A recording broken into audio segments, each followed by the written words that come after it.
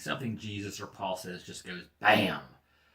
But sometimes we're reading and we just kind of slide on past stuff. Like in Galatians chapter 2, it starts out in verse 1. Then after 14 years, I went up again to Jerusalem, this time with Barnabas. I took Titus along also. And you're going, oh, could you get to the good stuff? This travel log and history. Could you just get to the good stuff? But if you look close, that was the good stuff. Because here's what happened.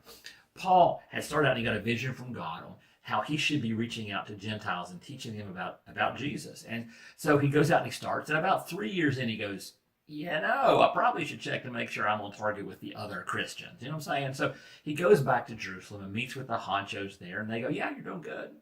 And then he goes out again, and like that verse said, he goes out for 14 years. And it's not 14 years of inactivity. It's not 14 years of reading the Bible. It's 14 years of writing the Bible.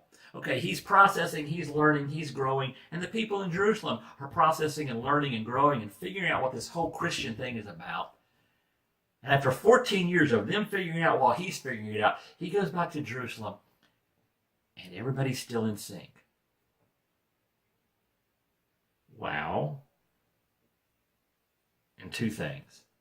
One, the Holy Spirit can do a work, can't he?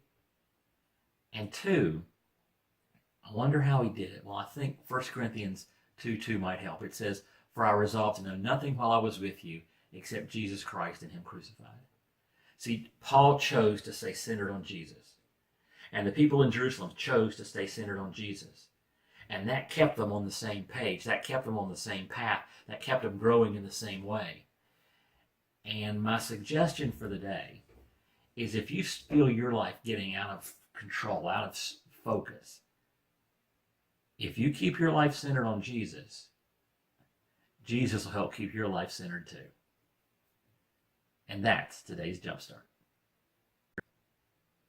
Hey, I want to take just a second and invite you out Saturday to our very first Seek First to Understand event. We're going to be doing these quarterly, and we're going to be looking at the topics that are really shaping our culture and the church needs to be addressing, and we're going to be talking about how the church can be the church in this culture. And this first one, we're going to be looking at just really an open topic forum where people can ask questions, and I'll try my best to say, okay, here's a general Christian response to that.